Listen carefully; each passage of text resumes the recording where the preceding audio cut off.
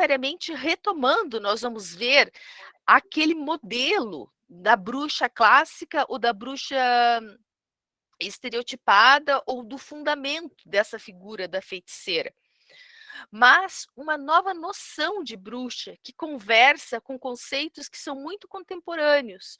Um desses conceitos mesmo são as questões ecológicas, que essa bruxa do neopaganismo conversa.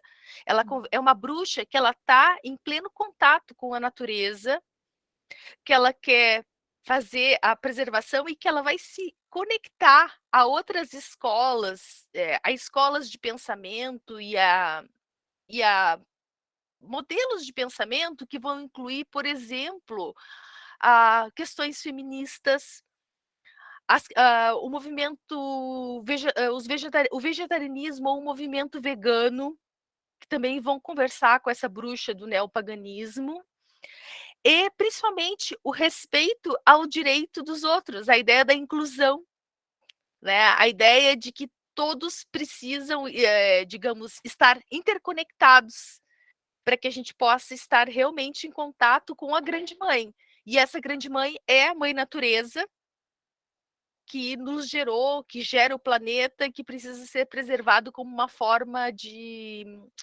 respeito a essa divindade maior, que seria o próprio planeta Terra, a natureza e assim por diante. Certo? Thaís, você poderia projetar os slides para nós? Sim, só um minutinho. Muito obrigada. A Thaís vai nos ajudar com essa parte dos slides para eu poder acompanhar vocês aqui pelo chat também. Podem abrir o microfone caso queiram falar, se quiserem levantar a mão, né, para levantar a mão para a Larissa Bonassim. Pode falar, Larissa. Ana, eu tô entrando, né, assim, nessa seara agora, mas assim, o que eu tenho visto, tenho pesquisado, é que esse termo, né, bruxa, essa noção da bruxa, não é uma visão estereotipada, assim, criada ali no catolicismo, algo assim, para até um pouco antes, né, para poder deslegitimar esse conhecimento milenar, assim. Isso é um dos pontos muito importante isso que você trouxe, Larissa. Isso é um dos pontos que a gente vai discutir, são as teses sobre a existência ou a não existência da bruxaria e das bruxas. Essa é uma das teses que nunca teria existido e que teria sido, digamos, uma criação ideológica da Igreja Católica em um momento para, digamos, culpabilizar dentro de um discurso dominante certo grupo de pessoas sob digamos, sob o rótulo da bruxaria, da heresia. Então, é uma tese que existe. Grace, por favor, professora. Eu ia complementar, eu acho que é um mundo masculino, né? É um mundo masculino que vai categorizar um determinado conhecimento ancestral, porque a maioria das bruxas, entre aspas, das feiticeiras, eram mulheres que lidavam com ervas, né? Eram mulheres que lidavam, às vezes, com abortos, por exemplo, né? Numa época em que, de repente, a menina engravidava e não podia ter engravidado, né? Então, essas mulheres entravam em ação com conhecimento ancestral para prestar um auxílio para mulheres em situação de vulnerabilidade. Tem um livro da Mari Del Priore, Ao Sul do Corpo, em que ela fala isso, né? A Mari Del Priore é maravilhosa, né? Incrível, e aí eu fico pensando que é o mundo masculino, é uma maneira de rotular um determinado tipo de conhecimento dentro de um mundo masculino. Ao mesmo tempo, a gente tem a questão, lá no Pentateuco, por exemplo, na Bíblia, né? A gente tem uma perseguição ao que se chama de feitiçaria, né? Ao que se chama de bruxaria, que se encaixa nessa categoria tudo aquilo que não remete à aliança dos patriarcas com Deus, né? Então, daí tem essa rotulação, se a gente for analisar dessa perspectiva, né? No sentido de proibir a adoração a tudo aquilo que não fosse relacionado a essa aliança. Mas eu vejo essa questão do mundo masculino. Perfeito. Né? De se rotular como bruxa alguém que está num conhecimento marginal, mas que não necessariamente corresponde ao feitiço real, né? É simplesmente uma maneira que elas achavam de ter acesso a esse conhecimento ancestral e eram perseguidas, né? Exatamente, tem isso. Perfeito, é isso mesmo. É como a gente estava falando, é uma das teses, que é a demonização do feminino no patriarcado. Né? É uma ideia dessa construção da bruxa como a mulher rebelde, que a mulher que não se adapta. E aí a gente entra com a associação da ideia do mito de Lilith, que se cria na Idade Média, que se cria muito depois, e que a gente vai abordar mais para o final. Então, perfeito que vocês estão trazendo. Muito bem. Hoje, gente, eu vou trabalhar com essa referência aqui, ó. Esse livro é a História da Bruxaria. Vou disponibilizar depois, é do Jeffrey Russell e do Brooks Alexander, tá? E ele conta justamente nesses primeiros capítulos essa questão da bruxaria no mundo antigo e depois, claro, vai se estender a questão das heresias, a Idade Média, a Idade Moderna, até chegar na bruxaria contemporânea, mas a nossa proposta para hoje é realmente, nesse primeiro momento, essa contextualização histórica, para depois a gente ir trazendo para as personagens da literatura. Eu creio que todas tenham recebido o e-mail do marketing, todas que se inscreveram com o cronograma do curso, mas caso alguém não tenha recebido, eu vou pedir que vocês coloquem no chat que não receberam, mas de qualquer forma conseguiram o link aqui, que a gente pode tentar reenviar, a Thaís pode nos ajudar com isso, né, Thaís? Para a gente passar esse cronograma, essas etapas aí. O Rubens não recebeu, né? Seria o caso da gente vai ver. Vamos ver, Rubens, o que aconteceu, que você tinha se inscrito, né? A Janine também não recebeu. Então, quem me conhece conseguiu entrar em contato comigo, eu ainda passei, mas talvez alguns não tenham recebido. Vamos ver, tem mais alguém entrando. A Cindy, boa noite, Cindy. Suzana também. Então, gente, vamos tentar alinhar. Eu vou dar uma olhada aí, nós vamos dar uma olhada aí para ver o que aconteceu. A sorte que fica gravado também, a gente pode repassar. Teremos lista de presença, tá? E que a Thaís vai passar mais ou menos por volta das 9h30, e aí vocês assinam, porque esse curso tem certificação de 20 horas ao final, ok? Pode passar o primeiro slide, por favor, Thaís?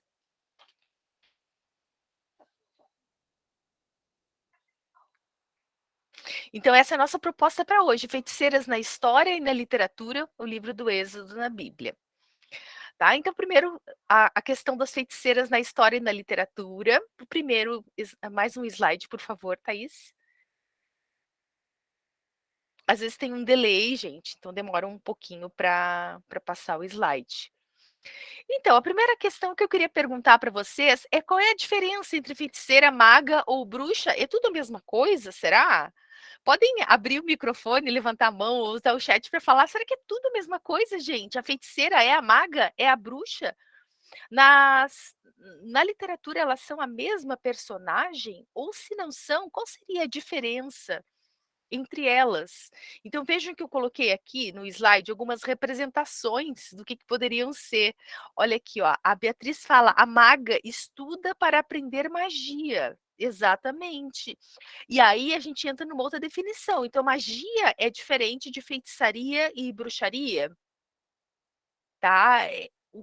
Mas aí o que diferenciaria? O que diferenciaria? Interessante isso, porque tem essa questão.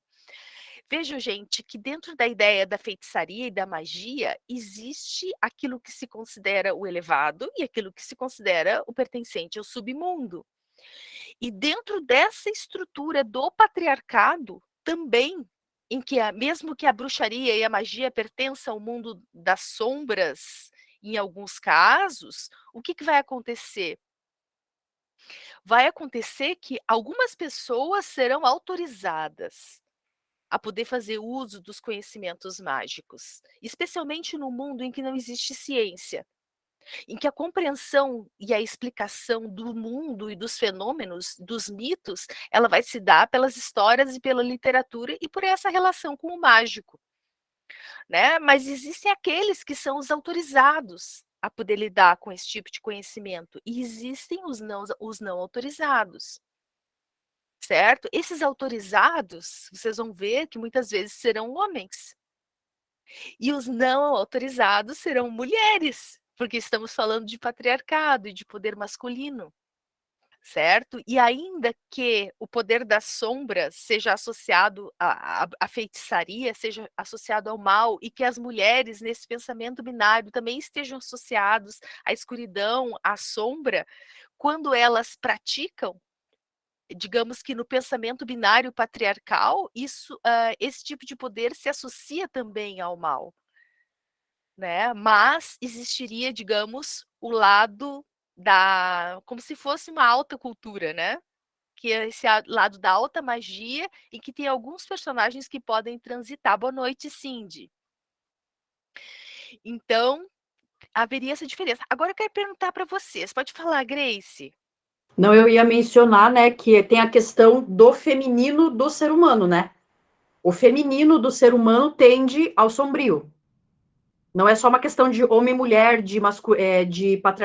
é uma questão do patriarcado, sim, porque, né, o feminino no patriarcado está muito ferido, né? Então daí ele vai para o sombrio para buscar poder. E aí que surge a bruxa, surge a feiticeira, né? E nos contos de fada, a bruxa no sentido mais amplo, dessa mulher má, desse componente psíquico negativo na psique da mulher, né?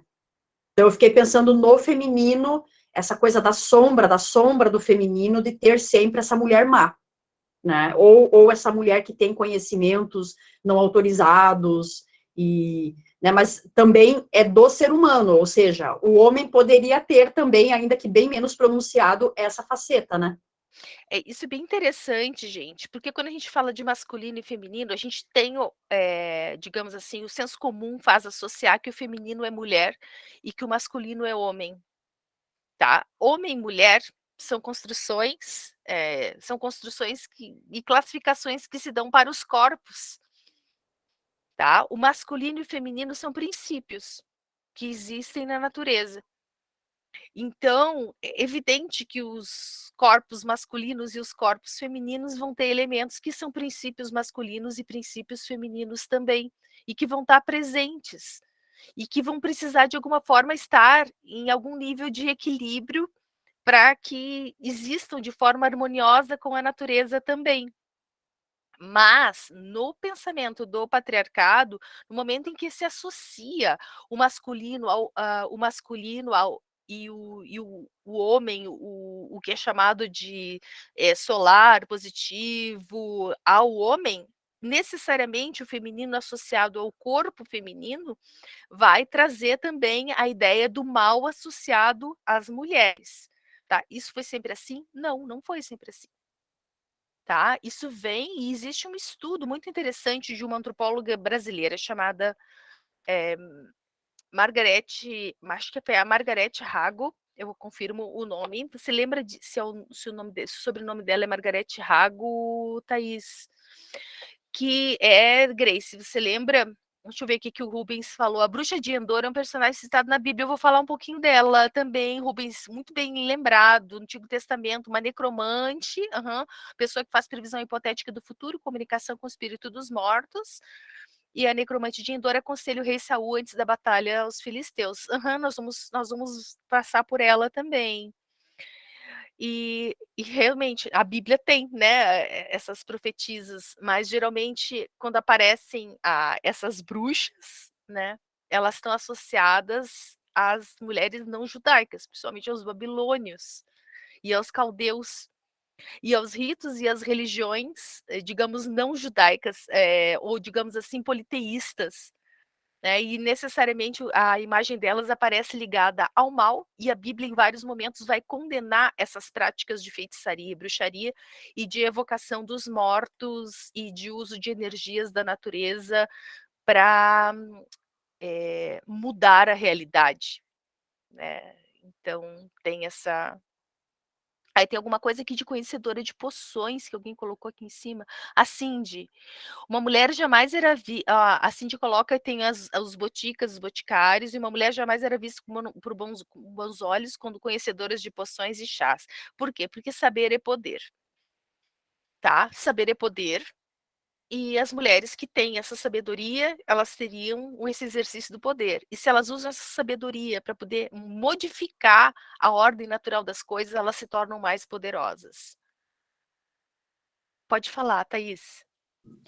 Não, é só um comentário em relação a essa feiticeira, maga ou bruxa. A maga eu já fico mais confusa em relação, mas feiticeira, eu me lembro muito do Albino Carlos, lá do Caça às Bruxas, quem pratica feitiçaria, né? Que a feitiçaria que é algo que é aquilo que é praticado em prol de uma energia negativa. A bruxa já é aquela que tem esse contato com a natureza, que é que vocês mencionaram no começo, né? Já a maga, eu não sei assim diferenciar muito bem. Uhum, uhum. Porque havia relação, a Beatriz pergunta, do sapato de ponta fina com a referência às bruxas.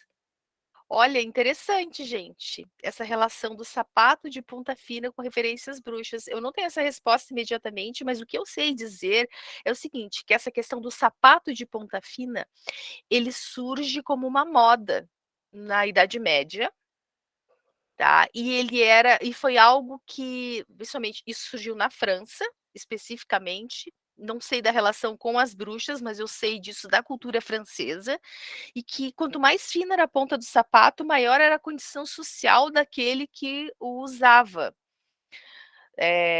Então, também é um símbolo de poder, mas é um símbolo Estou de poder pensando, social. sabe, no que, Ana? Estou pensando na questão, lógico, não teria nada a ver, mas a Cinderela, né, do sapato de cristal, na hora de encaixar o sapato, o pé da Cinderela era o pé que dava certo, né? E as outras mutilando o pé para poder entrar no sapato. E se você pensar que o salto é um símbolo de poder, né? Eu nunca li nada a respeito do sapato de ponta fina em relação com bruxas, mas eu acho que o sapato remete ao tamanho do pé, ele remete à sexualidade e remete a poder, né? Poderia. Agora, essa parte realmente da moda da França, isso existe. Agora, a relação com a bruxa, eu nunca tinha parado para pensar. Vou pesquisar, amei a pergunta, né? Vamos deixar aí para a gente. Vamos todos pesquisar e, quem sabe, já deixamos isso para responder na próxima aula. Fica uma tarefa para todos nós, para a gente tentar achar essa relação. Mas realmente é típico da figura, da representação da bruxa, esse sapato de ponta fina. É verdade. Assim como a meia listradinha, né? Também. Mas isso muito mais uma versão, uma representação do século XX também, né. Eu achei aqui, Ana, pera, eu vou até mandar um link aqui. Eu achei a associação, mas achei imagens, né? E todos os sapatos de bruxas aqui, todos com a ponta fina. Então tem fundamento a pergunta. Tem porque é uma representação muito forte, realmente. Total fundamento. Agora o Aham. motivo a gente não sabe. É algo para pesquisar, amei ter vindo. A Fernanda pergunta se eu vou tratar da Morgana, personagem do ciclo arturiano. Sim, inclusive uma das leituras que nós vamos fazer são das Brumas de Avalon, que é maravilhoso. Claro, não tem como a gente ler toda a obra da Marion Zimmer Bradley, mas a noção de presença que ela traz pela representação desse ambiente das brumas, do local das bruxas, e a reconstrução dessa Morgana a partir do olhar do neopaganismo contemporâneo. Então, sim, vamos trazer essa Morgana e essa reconstrução da figura da Morgana em Brumas de Avalon. Tá? A Bruna levantou. Pode falar, Bruna. Oi, professora, boa Oi, noite. Bruna, tudo bem?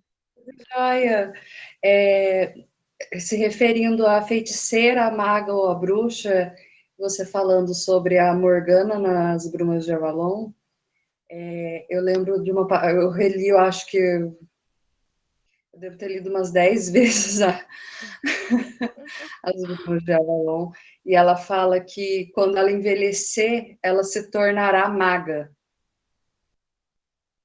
Quando ela passar para a próxima fase, no que era, no caso, a Viviane, né?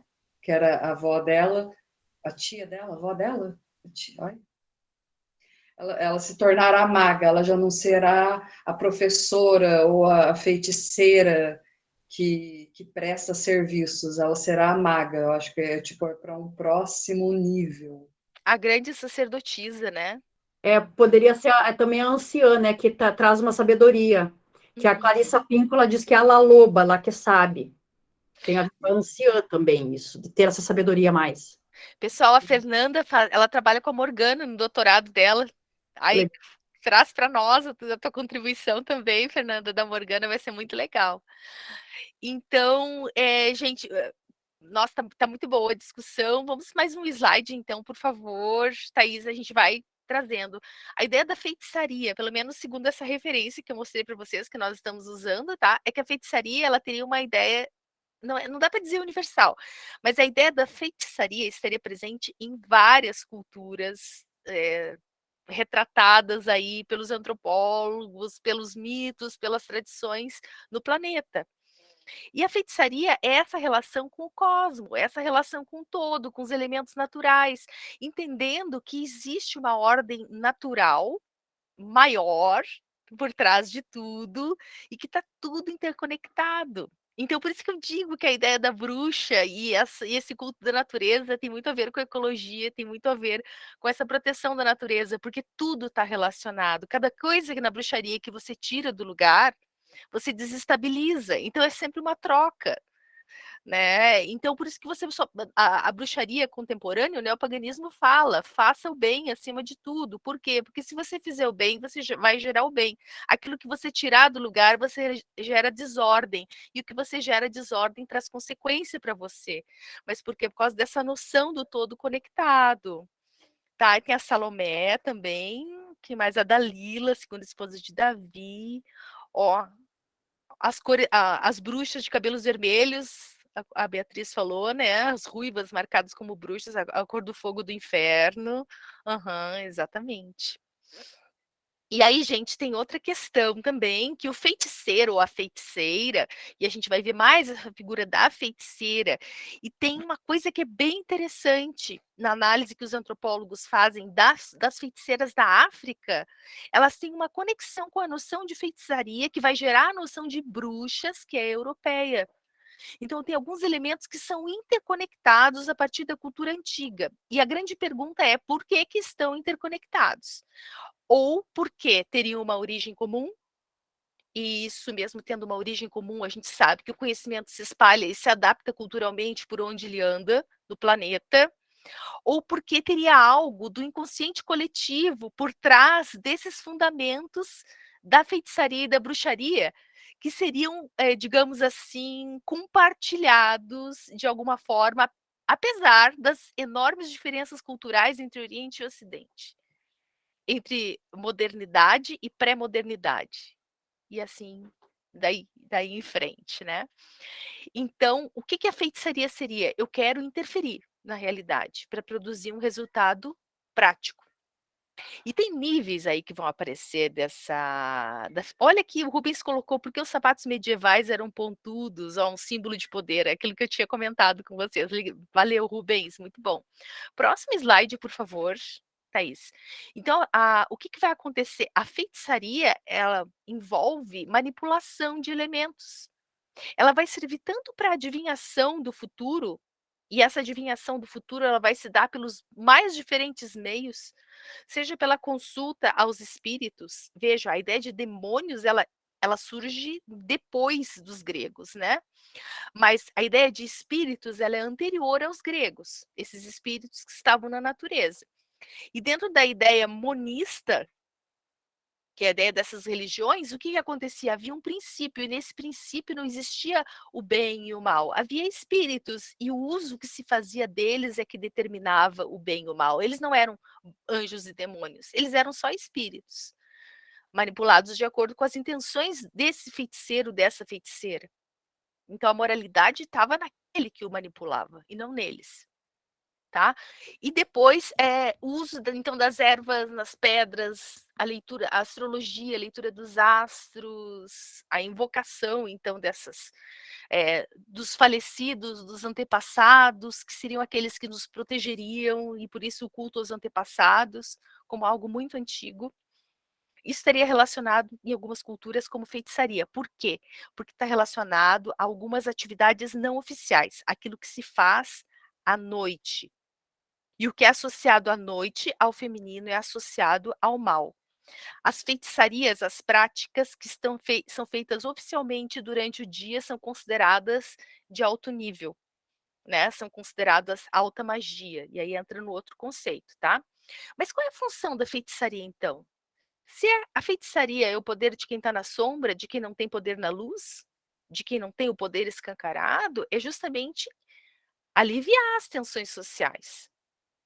Nossa, eu sofro tanta injustiça, minha vida é uma droga, é tão desigual o meu mundo, eu posso fazer alguma coisa para ferir, pelo menos espiritualmente, essa outra pessoa.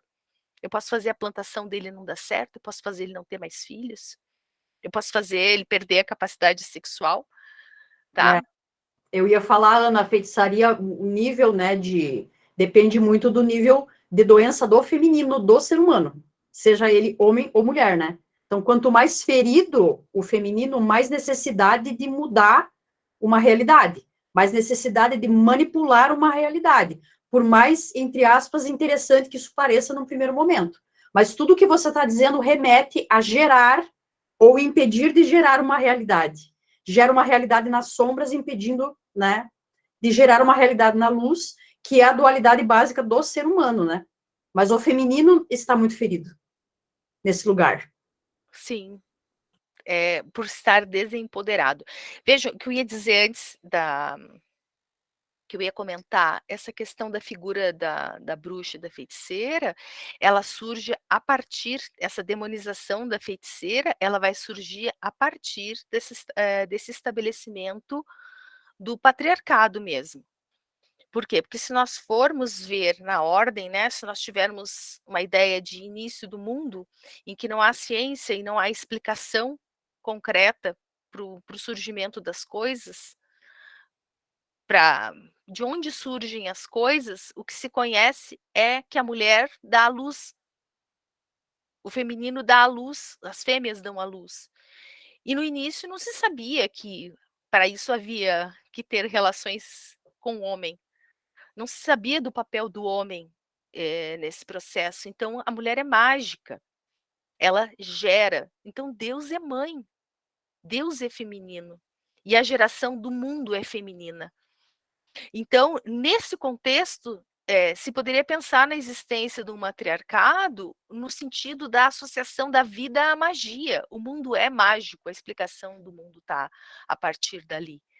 Né? À medida que se vai percebendo essa relação e essa participação do masculino na geração da vida, e se vai havendo uma modificação, estamos falando do Neolítico, né?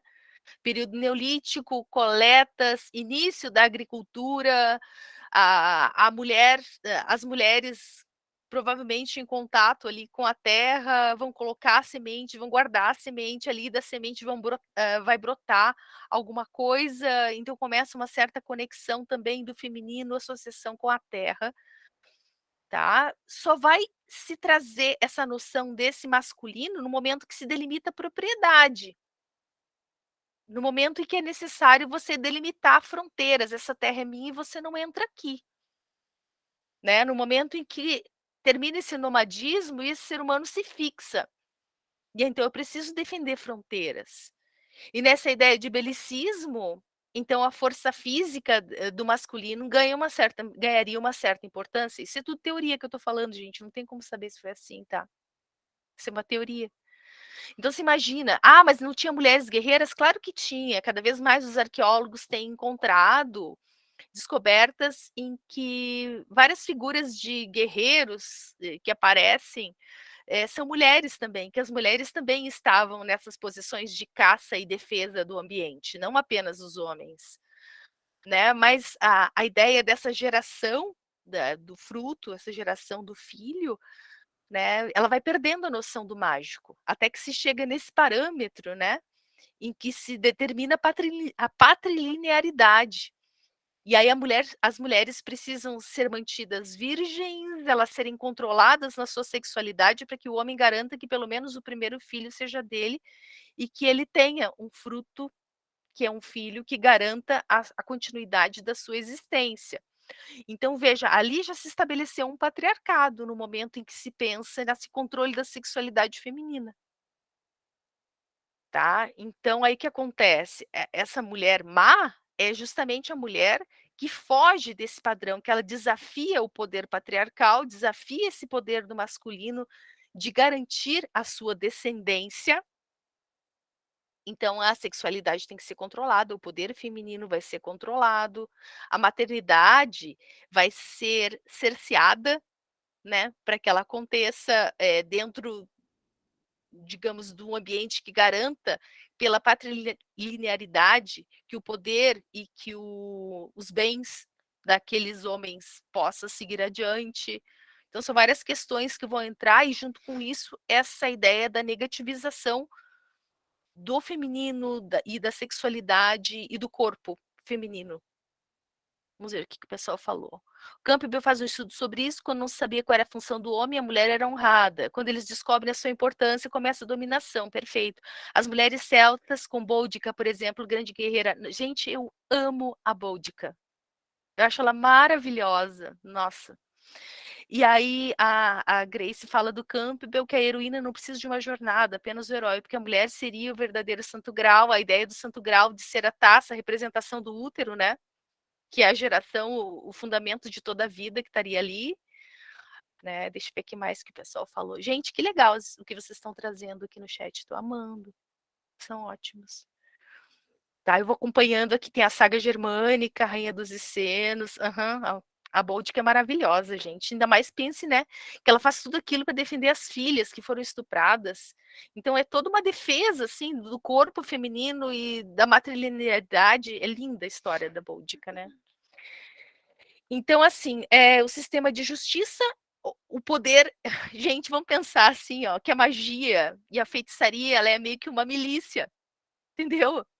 Ele é um poder que se dá numa ausência do Estado, é uma milícia feminina que acontece. Ao mesmo tempo que é uma tentativa de exercer poder daquelas que são desempoderadas, ela tem um efeito negativo, porque não tem ação sem reação. Isso é uma lei natural, né, da física. E a reação é, no momento que elas tentam exercer esse poder nas sombras, elas vão ser perseguidas justamente por exercer o poder das sombras. E aí entra a perseguição dessa figura da feiticeira. Mais uma, por favor, Thaís. E a magia, o que que é? Gente, a magia é a parte pública. Porque não tem como pensar nesse mundo inicial sem ciência, sem magia.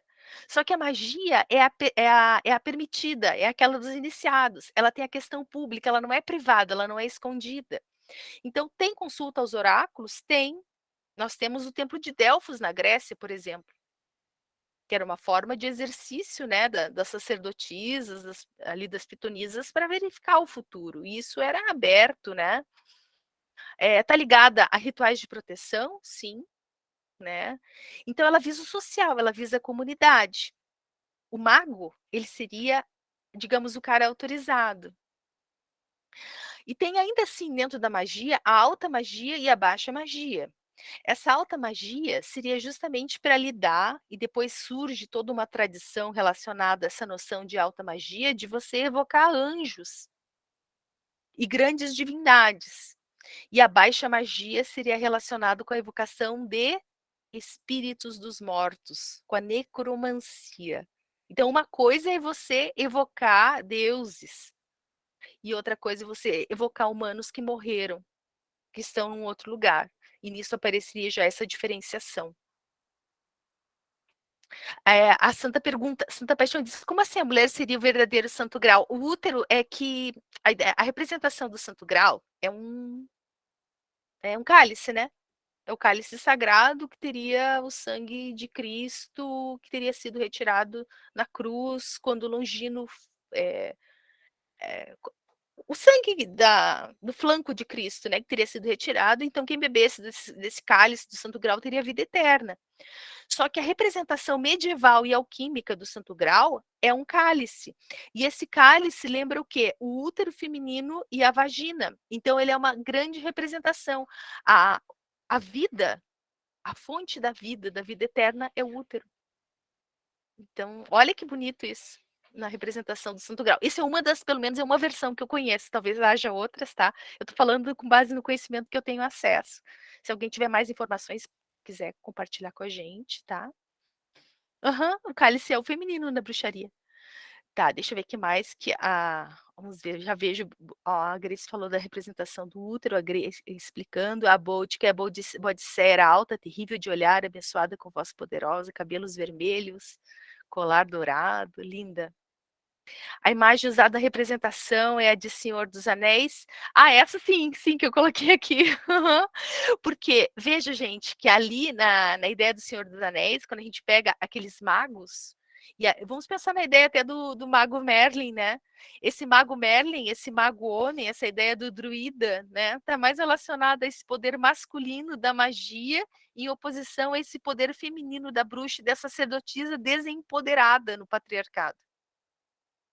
Então, por oposição, tá? Não quer dizer que todos os magos... Até as sacerdotisas, né, elas participavam dos cultos e geralmente participavam dos sacrifícios, elas mesmas sendo sacrificadas às vezes, sacrificando outras mulheres e filhos dessas mulheres. Então, tem toda uma mitologia sacrificial que circunda o feminino na sociedade. Eram mulheres que às vezes não formavam família porque serviam àquela divindade. Né? Tem N filmes de sacerdotisas na Netflix que vocês podem ver que acontece isso, né? Essa mulher se entrega a sua vida para essa divindade e serve a essa divindade. Isso a gente vai ver, é mais antigo também, em outras culturas, né, lá que aparecem, por exemplo, no Antigo Testamento lá, e só que assim, gente, aí eu vou pensar a ideia das freiras, só que as freiras são sacerdotisas virgens, e no paganismo, sacerdotisas que participavam de rituais sexuais, que elas podiam ter filhos de rituais sexuais. É um pouco diferente essa noção. Os vasos remetem ao feminino, o atame, realmente, né, parecido com um punhalzinho, o atame é o símbolo fálico, né. Deixa eu ver. A Bruna queria falar, pode falar, Bruna. Oi. Não, eu estava falando sobre o Graal e a representação do útero, né? Tem um livro chamado, não é a Dança Cósmica das Feiticeiras, é A Dança do Sagrado Feminino, e a autora, ela fez uma busca histórica nas representações femininas em cavernas, em vasos antigos, em muitas representações, bem antes das lendas arturianas, que fala sobre o Santo Graal, já estava lá a representação do feminino nesse formato. Interessante. Antes das lendas arturianas. Antes das lendas arturianas, aquelas, eu não sei nem falar, aquelas representações das mulheres nas cavernas, os desenhos nas Neolíticas, cavernas. no período neolítico, então, nas pinturas rupestres. Depois eu procuro, se quiser, eu posso escanear e mandar para você essa parte que está representada lá. Muito legal, muito, muito legal mesmo, gente. Thaís, mais um, por favor. A magia, então, tá associada ao público. E a bruxaria? A bruxaria é uma criação europeia, tá? Nesse termo bruxaria. Em que sentido? Porque a bruxaria é uma adoração do demônio. Para os povos antigos não tinha demônio, tinha espíritos. Mas a ideia da demonização, ela vem da tradição ocidental. Tá? Em que sentido? Ela vai surgir lá dos gregos, na ideia do daimon, que no início esse daimon, ele era simplesmente o quê? Espírito da natureza. Ele não era associado, claro que daimon é a origem da palavra demônio, mas ele não era associado a ser do mal. O espírito é aquilo que eu disse, né? Ele era um princípio, bem ou mal era quem o utilizava. Tá? Então, a adoração do demônio é associada à ideia da bruxaria, e diferente da feitiçaria. Essa seria o ponto, né? E tem as teses sobre a existência da bruxaria que até a Larissa estava comentando. A primeira tese é que ela nunca existiu. Esse negócio de bruxaria nunca teve, que foi uma criação da Igreja Católica justamente para perseguir os rebeldes, hereges, mulheres, quem não se adaptava, uma forma de você demonizar quem pensava de forma diferente. A segunda tese é da Margaret Murray, que é do livro de 1921, que ela fala dessa história da bruxaria antiga como base, e fala da bruxaria como uma religião que realmente existiu, uma religião da fertilidade, baseado no culto a Dianos, que seria o deus chifrudo, Cernunnos na mitologia céltica. e que, por ser um culto de fertilidade, ele estaria associado, depois nós vamos ver algumas características do culto dionisíaco, porque Dionísio, dos gregos, ele é um deus do vinho, que ele é representado com chifres, sendo que é na Idade Média que surge essa ideia, e mais ainda na Idade Moderna do que na Idade Média, de associar a figura do diabo a ter chifres. Porque se nós formos ver, tá, gente, em algumas representações do início da Idade Média, Moisés é representado com chifres. Chifres são símbolo de poder e não símbolo do mal. Mas se cria uma tradição de que chifres são a representação desse demônio, desse Lúcifer. Por quê? Por causa dessa demonização dessa religião pagã que apareceria ali, segundo a tese da Margaret Murray. Tá? Depois, a terceira tese, que a bruxaria não existiu, ela foi uma superstição geral muito difundida. Veja, essa é bem interessante. Que foi uma superstição, de tanto se repetir, se criou a verdade. Tá? Que não seria uma religião, mas sim as pessoas tão supersticiosas, precisando de criar tantas respostas para entender o mundo, que se criaria essa associação do mágico. E aí entra bem aquela questão instrumental da feitiçaria, de entender que, por exemplo, se as pessoas tivessem uma relação sexual e elas deitassem e fosse colocado o sêmen sobre uma determinada terra, aquela terra estaria associada a um ritual, a uma maior fertilidade, por exemplo. Isso, essa bruxaria bem instrumental, relacionada a uma questão prática, para dar conta de uma questão prática e física também, sem associação com espíritos, mas sim a práticas do dia a dia, que também é um nível de feitiçaria considerado nas sociedades. Tá? E que depois se olha para qualquer coisa que seja como prática, e a gente diz, não, mas isso é bruxaria. Gente, na história da bruxaria, tem um livro muito legal, que é a história da feitiçaria na Idade Moderna, e que nesse estudo, uma das coisas que se fala é que era muito difícil de se viver, principalmente na época da Contra-Reforma, porque teve uma época, é claro que o povo não sabia o que eram as bulas papais, eles não sabiam ler. Então, se você perguntar, você acredita em bruxa? Se você dissesse que acreditava, você poderia ser queimado, porque era proibido acreditar em bruxa. E depois, numa outra bula papal, foi dito o contrário, que se perguntassem para a pessoa, você acredita em bruxa? E a pessoa dissesse que não acreditava, ela também era queimada. Porque tinha mudado, era obrigado a acreditar em bruxa, porque foi dito pelo Papa que bruxa existia. Então era um perigo você não ter conhecimento e viver num mundo assim. Não tem saída, gente. Pensem.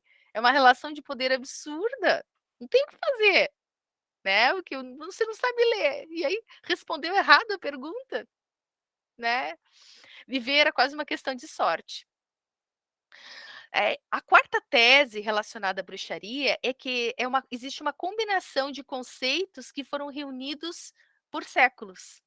Ou seja, não existe uma religião inicial, não existe um fundamento inicial, e que sim, ela é um produto cultural do Ocidente, que se reuniu por um conjunto de conhecimentos, e esse conjunto de conhecimentos, ele representa tanto aquilo que foi combatido, como aquilo que foi incentivado, o que foi dito que era bruxaria, como o que foi dito que não era.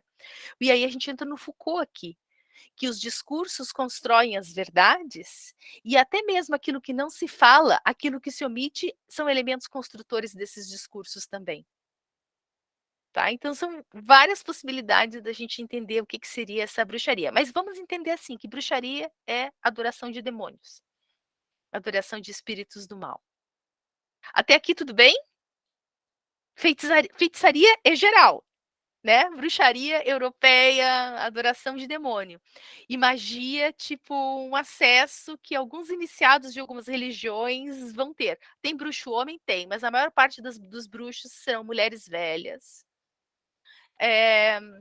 Algum homem pode aparecer relacionado, mas ele vai estar mais relacionado ao sacerdote e a posições de poder, mesmo no uso da magia. Ok? Podemos seguir? Sim?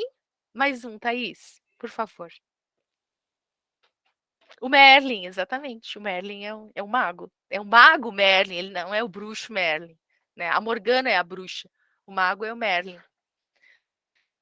Então, outra coisa, existe um estudo que fala dos Azande do Sudão, em que é muito interessante, em que eles vão entender essa noção de feitiçaria e bruxaria.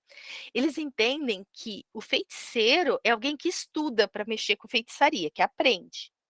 O bruxo é alguém que nasce com esse poder. Ele herda o poder, a mulher da mãe e o homem do pai. Tá? Ele é passado assim de pai para filho ou de mãe para filha, e que existe uma prova corporal. O bruxo, ele é uma pessoa marcada. Ele teria dentro do estômago ou preso ao fígado uma pequena. Ele nasce, gente, com uma bolsinha cheia de objetos, pequenos objetos dentro, que permitiria que ele instrumentalizasse a sua magia. Ou seria uma bolinha com pelos e dentes e espinhos que teria dentro do corpo que poderia ser localizado. Esse seria o bruxo, ele teria uma prova física se você abrisse a barriga dele. Né? Então é muito interessante. Esse bruxo, tá? Ele herda e ele é do mal.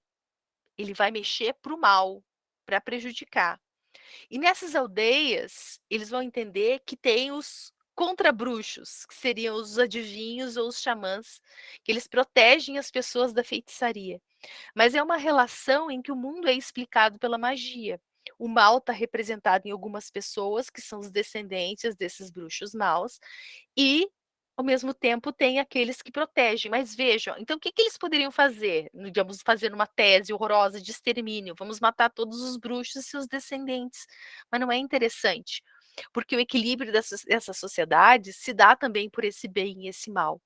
E as mesmas pessoas que podem não gostar dos bruxos podem procurar esses bruxos e comprar os seus serviços caso queiram prejudicar alguém. Então, eles são, sabe, a persona não grata necessária. Sabe? É aquele cara que faz o serviço sujo, mas ele é necessário, ele tem o papel ali. Agora, se eu precisar me defender, eu vou no xamã.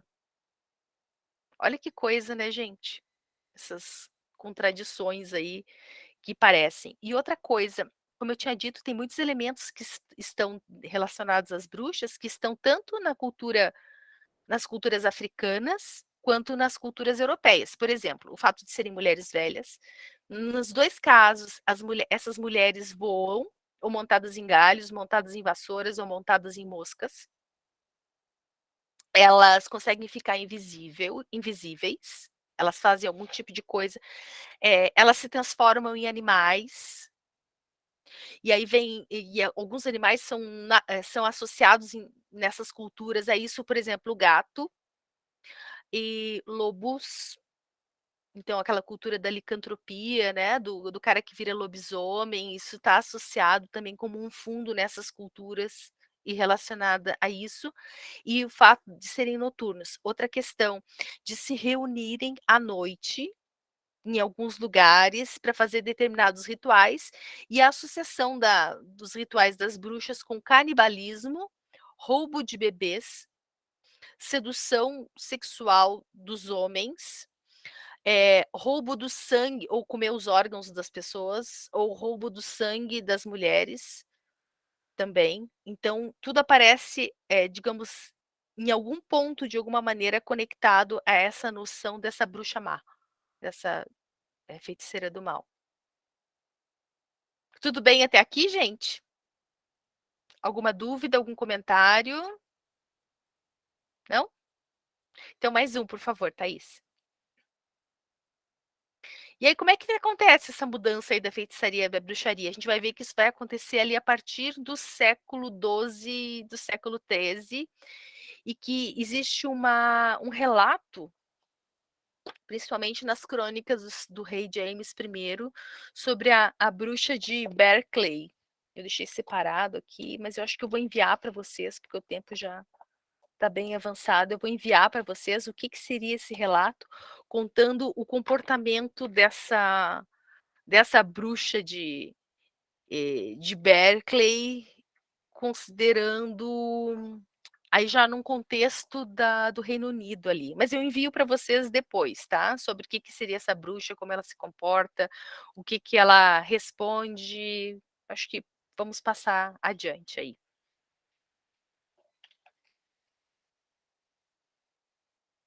Tá? Aí é a feitiçaria na antiguidade. Então, a base, sumérios e babilônios. Babilônios, você sabe, né? A Babilônia, antigo Iraque, né? E aparece uma figura chamada Lilitu, que é uma megera, e que é associada, às vezes, erroneamente, à figura de Lilith, que seria a primeira esposa de Adão. Só que essa Lilitu não é a Lilith, tá? Essa Lilitu é uma mulher, é uma espécie de megera, que ela voa, ela tem asas também, né? E vejam, ela era frígida e estéril, ela é o oposto da mulher fértil. E ela só anda à noite, seduzindo os homens adormecidos, bebendo o seu sangue. Então, depois se associam esses demônios sumérios e babilônios que aparecem, há também essas características da bruxa europeia. Egito. No Egito, de novo, a ideia dos espíritos que não eram maléficos. Era o feiticeiro que tinha o poder de alterar, né, e lidar com os espíritos para causar o mal. Mais um, Thaís, por favor. Grécia. O que nós temos na Grécia? Na Grécia surge um sistema refinado de definição de magia e bruxaria. Na Grécia, o sistema da automagia era a teurgia, tá? Que era esse contato com os deuses, você contatar os deuses de alguma forma para obter favores deles. Então, a teurgia era essa automagia sacerdotal. Era algo que era feito abertamente, em templos, por pessoas autorizadas. Por outro lado, havia uma magia, digamos, do meio, uma magia cinza, que era chamada a mageia. Essa era inferior, essa era a feitiçaria. Porque, veja, aqui de novo, a relação aqui é com os espíritos e não com os deuses. E quem praticava a mageia eram os magói. Oi, Lara.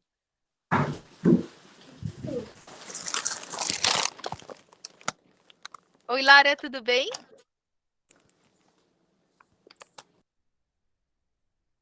Pode falar se quiser. E os magói, eram os magos, né?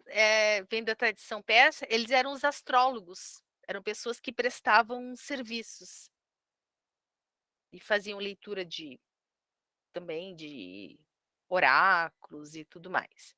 E tinha os goetes, que eram chamados os gritadores de palavras mágicas, os charlatães. Esses caras, eles gritavam palavras mágicas, diziam que evocavam, eles faziam muito bagunça, faziam muito escândalo, né? Então, eles eram associados à ideia do charlatão por causa do escândalo. Então, vejam, gente, que tem toda uma ética na prática da magia já na Grécia, né? O espaço onde essa magia era feita, por quem era feito, o horário que era feito, por se você ser autorizado ou não. E esses goetes eram pessoas associadas ao povo. Digamos que eles fossem meio que mascates que andassem por aí oferecendo serviços de magia. Então, eles eram considerados a ralé, tá? Mas mesmo assim, tinham pessoas que os consultavam. Até aqui, alguém quer comentar alguma coisa? Thaís, pode falar.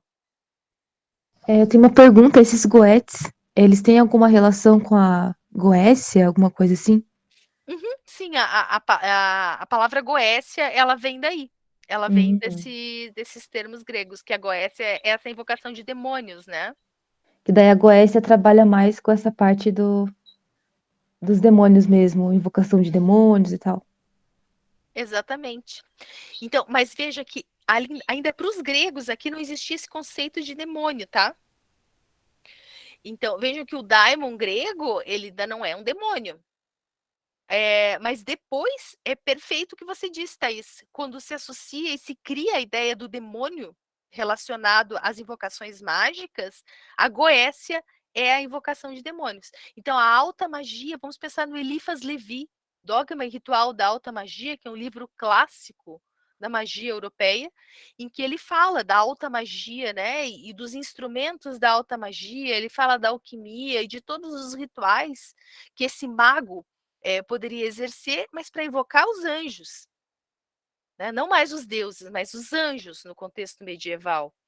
E a Goécia para a invocação dos demônios. Por quê? Porque nessa compreensão do mundo, baseado no entendimento judaico-cristão do mundo, para cada anjo existe um contraponto de um demônio, que seria a sua sombra, que fica representado pela Goécia. E ainda, a expulsão desses demônios da Goécia se dá pela invocação do seu contraponto, que é um anjo, que estaria, assim como é em cima, é embaixo, então estariam num contraponto, um contra o outro. Os invocadores de demônios, os invocadores de anjos e os caras do meio do caminho, que são os comerciais, assim, os comerciantes de magia para atender questões mais pontuais, esses magos, com base na tradição grega.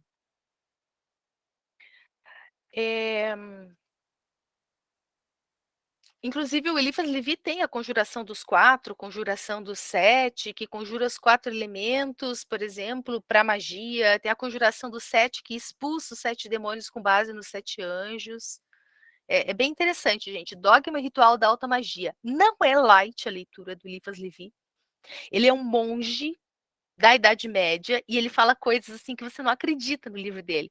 Ele ensina a fórmula da invisibilidade, só para a gente entender o pensamento medieval, é uma graça. Ele diz assim, fique parado num canto, bem quietinho, que ninguém te vê. Essa é a fórmula da invisibilidade. Imagina nos castelos sombrios. Se você ficasse num canto bem quietinho, é claro que ninguém ia te ver, não devia ter muita luz lá, né? Então tem essas coisas bem engraçadas, assim, ao mesmo tempo. E uma coisa que o Eliphas Levi fala, que é muito interessante como história da bruxaria, ele diz que quando surge a Inquisição, vejam que ele é um monge da igreja, né? Ele diz que quando surge a Inquisição foi muito importante o movimento, porque a ideia da bruxaria estava tão difundida no mundo europeu, e que as pessoas realmente praticavam coisas horrorosas em nome da magia, matavam bebês mesmo para pegar a gordura, e por causa das crenças que eles tinham em alguns poderes, naquilo que se dizia como verdadeiro, as pessoas faziam atrocidades enormes. Então ele entende que foi necessário naquele momento parar o movimento popular de tentativa de prática de magia. E aí não era questão de combater bruxas, segundo Eliphas Levi, e sim de moralizar certas práticas populares de crueldade. Mas aí é um outro ponto de vista, é uma outra leitura, assim. Nada light, mas que é interessante. O formulário de presença, a Thaís disponibilizou, né? Aqui para nós também. Ali assinem, gente, para ter depois para ter o certificado. Roma já é um pouquinho diferente da Grécia, tá? Roma, o princípio do cidadão romano é a defesa da polis, é a defesa da sociedade. O cidadão romano, ele defende a família e a comunidade, a família e a sociedade. Então, nesse sentido, os romanos eles são totalmente intolerantes com todo e qualquer tipo de feitiçaria. Mas por quê? Vejam, porque a feitiçaria, se ela ocorre à noite, ela tem de interesses particulares e não da comunidade, não da sociedade, não do todo, ela é uma ameaça para essa sociedade romana. Então, ela é intolerável. Tá? Os ritos públicos da religião oficial para os deuses romanos, ok, feito nos templos, ok, eles são mágicos, ok, mas eles têm que ser diurnos, eles têm que ser públicos, tá? Não pode haver o prejuízo dessa ordem social em torno da qual se ergue a sociedade romana. E aí, o que a gente vai ver? A gente vai ver nessa literatura greco-romana as personagens, algumas que nós vamos estudar no curso, nas próximas aulas. Uma delas é Circe. A Circe que aparece lá na Odisseia, né, do Homero, em que a deusa lá que está na ilha, ela é a sedutora, ela quer seduzir Ulisses, né? Então, ela é uma feiticeira, mas por quê? Porque ela quer seduzir, ela quer tirar o homem grego da sua racionalidade, da sua inteligência, e Ulisses é a inteligência, é a representação da esperteza, e ela quer seduzir pelo amor, então aquele ideal grego de que paixão é doença, a Círce é do mal porque seduz. Depois temos a Medeia, nós vamos ver também, Medeia é a assassina dos filhos, né? Relacionado ao feminino, mas ela também é uma bruxa e é uma estrangeira. Temos a Canídia e a Ságana, que são as bruxas perversas, que elas vão aparecer lá no Ovídio, que nós vamos ver também a bruxaria em Roma. Nós vamos estudar essas personagens e a gente vai ver essa representação dessas mulheres todas descabeladas, descontroladas, como representação da bruxa também. A bruxa sempre é feia, né?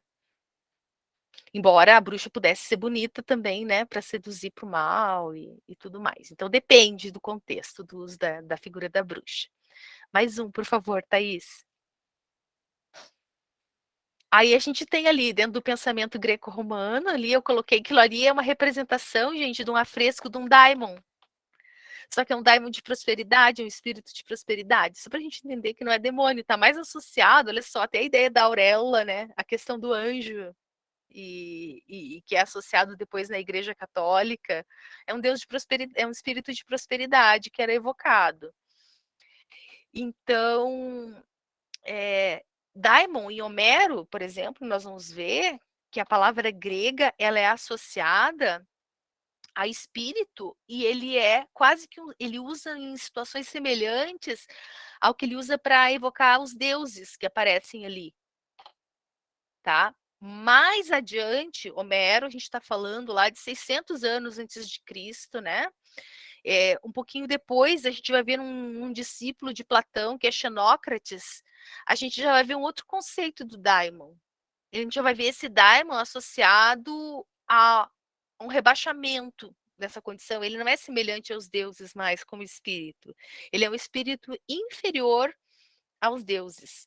E esse Xenócrates, tá? E esse discípulo de Platão, ele já insere essa ideia dos deuses e demônios, não como na Idade Média ainda, mas ele já divide os espíritos divinos e os espíritos maléficos, dando origem a essa tradição que vai ser retomada depois no caso, no final da Idade Antiga para o início da Idade Média.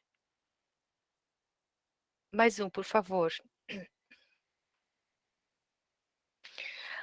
Aí temos aqui os rituais dionisíacos. Lembra que eu comentei com vocês? Olha ali o Pan que aparece na figura, tá? Aquele homem que tinha a parte de baixo da cintura de bode, né? Com patas de bode e os chifres de bode. E esse Pan era uma deidade, né? Era uma espécie de deus, era alguém divino. Esses rituais dionisíacos que estavam ali representados na Grécia Antiga, eles servem de modelo para depois indicar o que seria o sabá das bruxas, na Idade Média. Por quê? Porque quem participava ali, vejam, né, quem participa do sabá medieval das bruxas são mulheres, eles ocorrem à noite, como eram os rituais dionisíacos, tem a presença de um bode negro, que é associado. Veja, gente, que isso tudo é imaginário, tá? É imaginário retomado dessa descrição dos rituais dionisíacos. Tem o uso do vinho, justamente para gerar uma espécie de transe. Tem a dança das bacantes e essas danças que conduzem digamos, a uma espécie de transe. E as batidas de instrumentos que conduzem ao transe, também isso vai ser associado depois à dança que é proibida para as bruxas, né? Sacrifícios de animais. Deixa eu ver aqui, o Júlio falou. Seria possível voltar àquele slide da bruxaria em Roma? Ah, sim, eu volto aqui, só um pouquinho. Ah, não consigo voltar, esqueci, Thaís, que é você. Depois aí no final a gente volta, eu esqueci que não sou eu que estou modificando os slides. Eu acho que em Roma, será que acho que é o próximo. Você queria aquele do É esse? Daimon? Ah, esse aqui. Então tá certo. Mas depois eu posso enviar, Júlio, para vocês também essa apresentação. Posso compartilhar com vocês junto com a gravação da aula, se for do interesse de vocês, sem problema, tá? Posso passar? Pode passar, Júlio? Aham, então tá certo. Tá, e aí as bacanais do historiador Tito Livio também, ele descreve essas festas noturnas com vinho e com sexo. Gente, só para entender um pouquinho, tá? O sexo para os gregos, ele tinha um significado totalmente diferente do que ele tinha do que ele vai ter depois na Idade Média. Tá? O sexo para os gregos, ele é, digamos assim, uma relação permitida de troca e que se caracteriza necessariamente pelo superior socialmente podendo penetrar o inferior socialmente. Tá? Então, por exemplo, a homossexualidade masculina é plenamente aceita, mas não a feminina. E tem outras questões que aparecem. Para os romanos, o sexo ele é uma dádiva dos deuses para os homens. Então, isso não é um problema. Essa demonização do sexo, ela vai acontecer depois do meio para o fim da Idade Média. Tá? Então, são critérios que vão surgindo depois. Então, por isso essa associação do demoníaco com o sexo em relação às bacanais. Mas isso vem depois, porque para os romanos sexo não é problema. Não está relacionado com nada do mal. Tá? Então, vamos mais um pouquinho. Próximo. Uhum, depois é um tabu, um pecado. Uhum. Aí aqui, gente, feitiçaria hebraica. Agora onde eu queria chegar. Aí o tempo está terminando. Gente, desculpem se eu estou indo rápido, tá? Mas é porque tem bastante informação que eu separei. Então, olha aqui, a feitiçaria hebraica ali na Bíblia, o que aparece? Está relacionado, como eu disse, aos cananeus e aos babilônios. Tá? Então, existe na Bíblia um trecho que está no Êxodo 22:18, que fala da morte ao cachap, que foi traduzido de várias maneiras, em várias versões da Bíblia, vocês podem procurar isso, mas não deixem viver a feiticeira, tem outros que não deixem viver o mago, adivinho, feiticeiro, mas em traduções da Bíblia que foram feitas a partir da Idade Moderna, essa palavra, o cachap, não sei se é assim que pronuncia, é associado à feiticeira ou à bruxa. E isso fundamenta também as práticas inquisitoriais que vão se cristalizar de forma duríssima a partir da, da Idade Moderna, na verdade, a partir dos movimentos da Contra-Reforma. Vocês vão ver que a morte de bruxas na Europa ela vai acontecer a partir do século XV, não acontece na Idade Média. Tá? Perseguição tanto de católicos quanto de protestantes às bruxas são um fenômeno da modernidade, a partir do século XV. Tá? E aí é claro que naquele movimento todo da modernidade se busca fundamento bíblico para determinadas práticas. Tá? E tem várias citações na Bíblia que vão trazer essa condenação da evocação dos mortos, dos necromantes, dos cultos pagãos aos deuses pagãos, a consulta de oráculos e bruxas. Já por outro lado, os profetas e as profetisas, podem fazer previsões que eles são aceitos, porque eles estão dentro da lei. Então é sempre assim, quem está autorizado a ter conhecimento, gente? Pensem sobre isso, é a autorização da palavra. Quem tem autorização para poder realizar determinadas práticas? Tá? E aí a gente vai ver, mas é porque esses sacerdotes, esses profetas e profetisas eram bons? Não necessariamente, tá? Mas era o lugar de poder que eles exerciam e que permitia que eles tivessem certas práticas não correndo o risco que os desempoderados corriam. Né? Vamos pensar que tenha um pouco dessa relação do conhecimento com poder e isso que aparece. Aí aparece a figura que o nosso amigo comentou, a bruxa de Endor, de Saul, que era uma senhora. Vejam, na versão grega da Bíblia, nas versões mais antigas, a bruxa de Endor, que aparece citada em Samuel 28, de 7 a 25, era uma senhora do talismã. Tá? Depois, na versão da Bíblia do rei Jaime I, ela é chamada de bruxa. Essa tradução senhora do talismã, que poderia ser maga, que poderia ser profetisa, feiticeira, é tratada de uma outra forma. certo? Então a tradução ela vai adquirir, digamos, todo um caráter cultural contextualizado e datado para se referir a essa mulher que consulta, que é consultada, né, pelo Saul antes de partir para a guerra. Mais um, então, por favor. E a questão da feitiçaria na Bíblia, tá? Então, assim, ó, aqui tem um trecho, tem várias questões sobre o que a Bíblia diz sobre a feitiçaria e o que deve ser feito com os feiticeiros. Acho que não. Vamos ver se a gente tem tempo hábil para abrir alguns, mas só antes eu gostaria de comentar a questão de Lilith e Eva, tá? Vocês conhecem Lilith, né? Já ouviram falar de Lilith? Lilith é uma criação medieval que surge na Idade Média como uma digamos assim, que seria uma figura que não aparece na Bíblia, que seria a primeira esposa de Adão. Por que aparece Lilith? Porque se nós formos ler lá no livro do Gênesis, bem no início, aparece dizendo assim, que Deus foi criando o mundo e ele criou os homens e as mulheres. Ele criou os seres humanos. E mais adiante, aparece que ele criou Adão.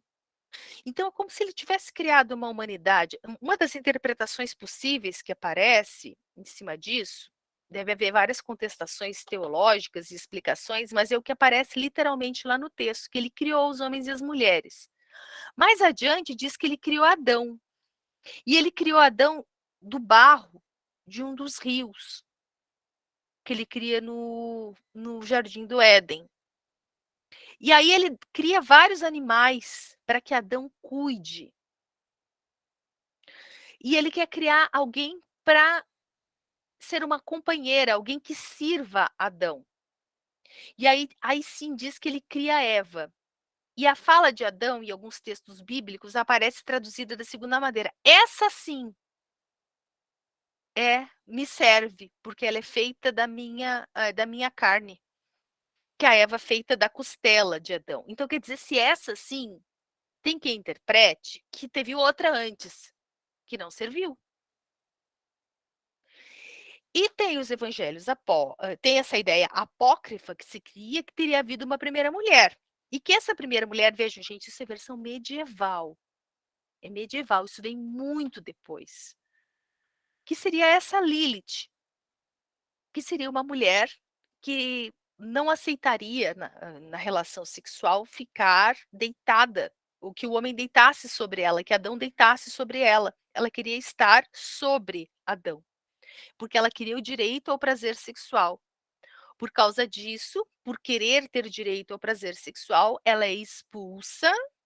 Essa primeira esposa de Adão seria expulsa e se tornaria a mãe de todos os demônios e sairia vagando pelo deserto. Tá? Então, essa seria a mulher que se rebela. Então, aparece ali a figura de quem seria o Adão e essa esposa, digamos, não representada que estaria ali. E a Eva seria a mulher submissa. Até ali, né? Porque a Eva acaba aceitando, comendo lá a fruta do bem e do mal. Então, não tem jeito. A mulher ela vai sempre ser associada a essa ideia do mal, à desobediência, à insubordinação.